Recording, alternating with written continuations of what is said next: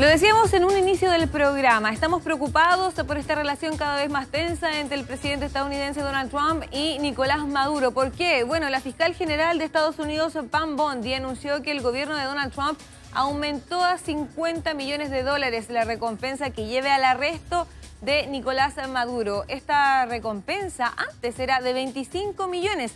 En un video publicado en sus redes sociales, Bondi aseguró que Maduro utiliza organizaciones terroristas extranjeras como la del Tren de Aragua, el Cartel de Sinaloa y el Cartel de los Hijos para introducir drogas letales y violencia en nuestro país. Hasta la fecha, la DEA ha incautado 30 toneladas de cocaína vinculadas a Maduro y sus cómplices, de los cuales casi 7 toneladas están vinculadas al propio Maduro, lo que representa una fuente fundamental de ingresos para los carteles con sede, dicen ellos, en Venezuela y también en México. La cocaína suele estar mezclada con fentanilo, lo que ha provocado la pérdida y destrucción de innumerables vidas estadounidenses. Para conversar de esto y más, ya estamos ya con nuestro entrevistado, que va a aparecer en cualquier momento ahí en pantalla. Le damos las gracias por estar hoy con nosotros. Claudio Coloma, analista internacional de la Universidad de las Américas. Muchísimas gracias por estar con nosotros el día de hoy. ¿Cómo estás?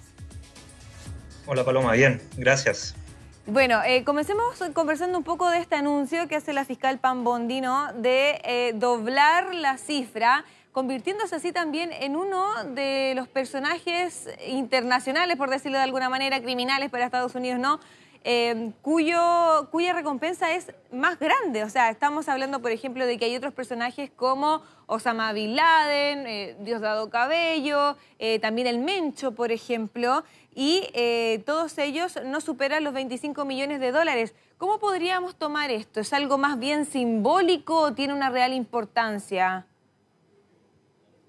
Yo creo que tú das con una definición bastante clara dentro de la presentación, el carácter simbólico.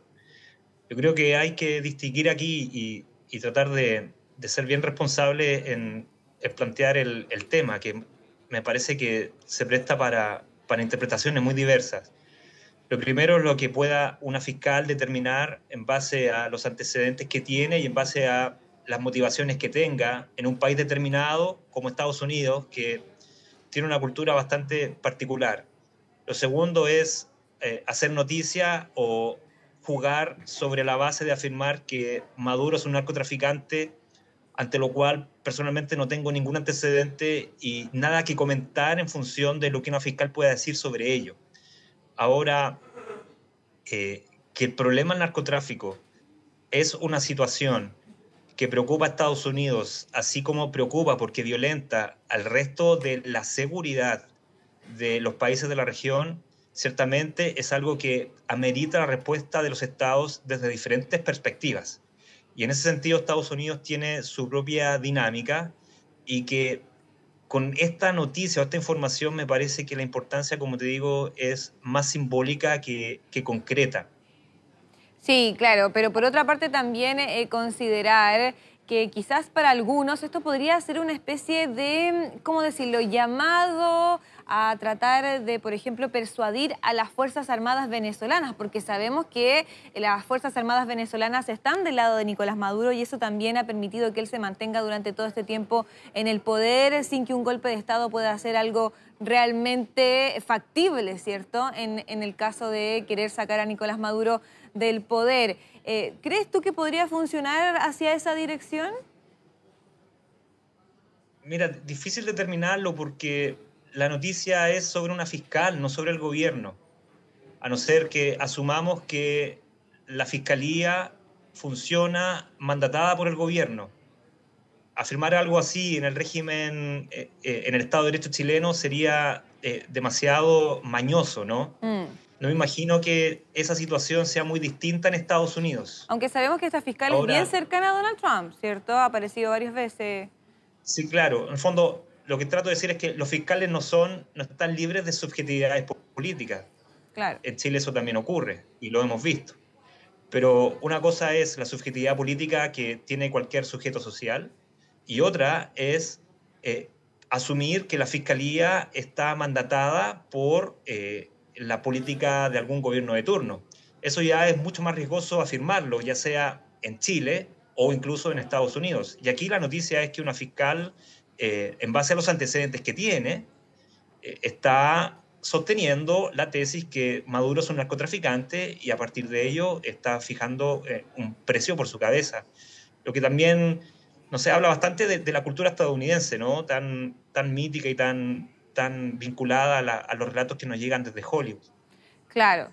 Por otra parte, si a todo esto le sumamos que después se filtra a través del diario The New York Times esta orden de matar a Nicolás Maduro. No sé si también pudiste revisar un poco de esa información, que supuestamente el gobierno de Donald Trump le habría dado el pase a las Fuerzas Armadas para realizar operaciones terrestres, marítimas, incluso que fueran fuera de Estados Unidos, para poder atrapar a líderes de carteles de drogas. Nombraban, por ejemplo, el Tren de Aragua y directamente también a Nicolás Maduro. Sí, el artículo del The New York Times filtra una noticia que ellos confirman. No soy quien para dudar la veracidad de lo que están filtrando. Y es el inicio de la nota, ¿no? Respecto a que Trump habría firmado una especie de decreto o proyecto de ley, porque cualquier intervención, cualquier activación del despliegue de las Fuerzas Armadas estadounidenses requiere aprobación del Congreso. Sí. Bien, eso. Y lo que está filtrando este artículo es que Trump habría firmado alguna orden para iniciar este proceso en función de los cárteles de drogas latinoamericanos, así de amplio. Sí. Bien, esa es la información que se acerca a lo concreto, digamos, del artículo. El resto son las interpretaciones que hacen los periodistas que escriben ese artículo en función de Venezuela.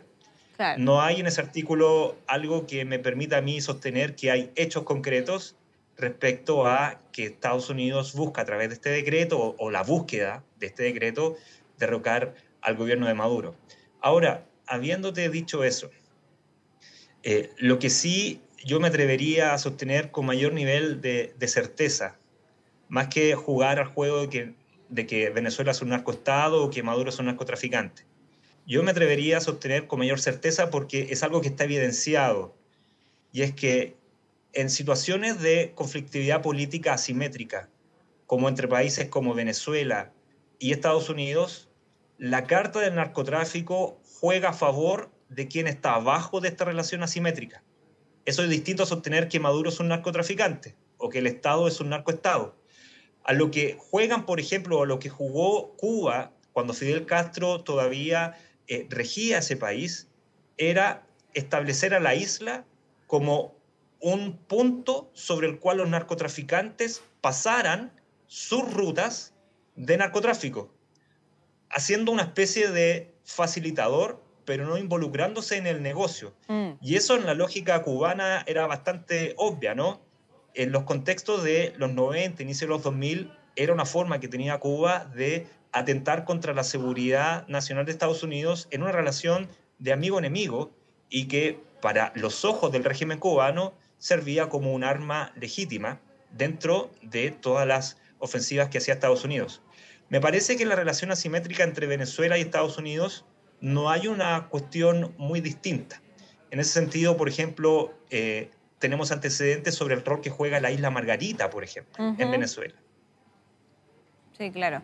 Pero además también cuando se habla de hacer estas operaciones por tierra, por mar, incluso fuera de Estados Unidos, y también se apunta directamente a México, cuando se habla de que, por ejemplo, Nicolás Maduro tendría relación con el cartel de Sinaloa o con el cartel del Sol. Incluso la presidenta mexicana, Claudia Sheinbaum, se refirió con respecto a este tema diciendo básicamente que no hay pruebas de ello, pero de todas maneras es algo que no solamente está afectando a Venezuela directamente. Mira, das con un tema que es crucial.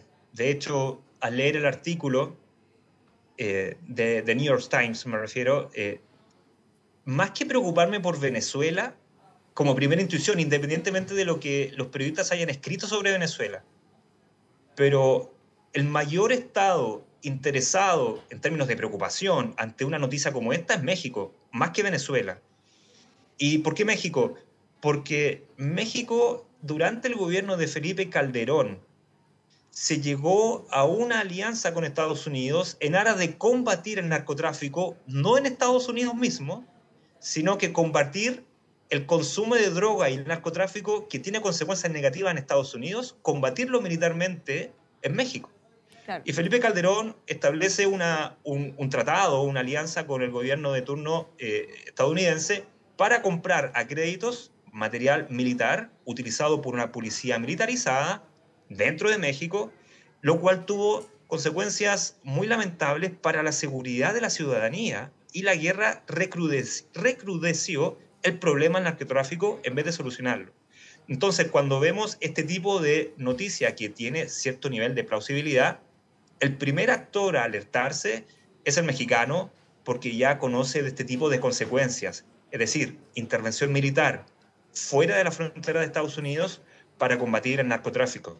Claro. Ahora, que tengamos relación respecto a agentes de gobiernos y narcotraficantes existe, y no podemos descartar que eso ocurra en Venezuela. No sé quién en particular, pero recordemos el caso de René Sanabria, el zar de las drogas de la policía boliviana, en Bolivia hace unos 10, 12 años atrás.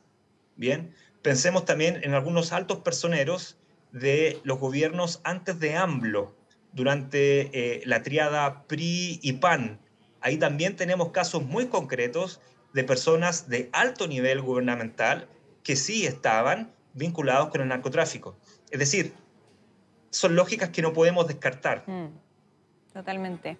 ¿Y cómo se podría leer, por ejemplo, que todo este anuncio, ambos, ¿no? O sea, sabemos que lo que pasa, lo que filtra el The New York Times no es algo oficial, es una filtración, valga la redundancia, pero también se suma a lo que conocimos con respecto a doblar esta recompensa para información que pudiese dar con la detención de Nicolás Maduro. Pero ¿cómo se lee todo esto en el contexto que ocurre justo cuando se da un nuevo permiso para que la petrolera Chevron vuelva a extraer crudo venezolano, y además existió esta liberación de presos de Estados Unidos, ¿cierto?, que fue intercambiado también por los presos de Venezuela? Como que parecían haberse arreglado un poco las cosas y después aparece esto. Sí, bueno, lo que tú muy bien planteas da luces para a lo menos poner en duda o leer críticamente este tipo de información. Bien, te lo planteo de la siguiente manera. La política exterior de los estados se caracteriza por cierto nivel de hipocresía, una sana hipocresía, digamos. Bien, es decir, afirmamos cosas, pero en el fondo buscamos otros intereses. Dicho eso, en el contexto mundial actual, resulta muy extraño, por ejemplo, que se pida la cabeza de Maduro como amenaza a la seguridad internacional o estadounidense, y Netanyahu pueda volar libremente desde Tel Aviv a Washington y reunirse con Trump. Y también que se siga haciendo negocios con Nicolás Maduro, ¿cierto? Sí, claro. Por otra parte, agreguemos a estos niveles sanos de hipocresía, porque hacen que las relaciones internacionales sean tan interesantes, porque hay muchos elementos bajo la alfombra que se mueven. La guerra ruso-ucraniana, que está todavía en curso y que, ojo, hasta el momento el bloque internacional no lo ha informado, pero acaba de oficializarse, Trump lo acaba de oficializar, se va a juntar el próximo viernes, 15 de agosto, con Putin.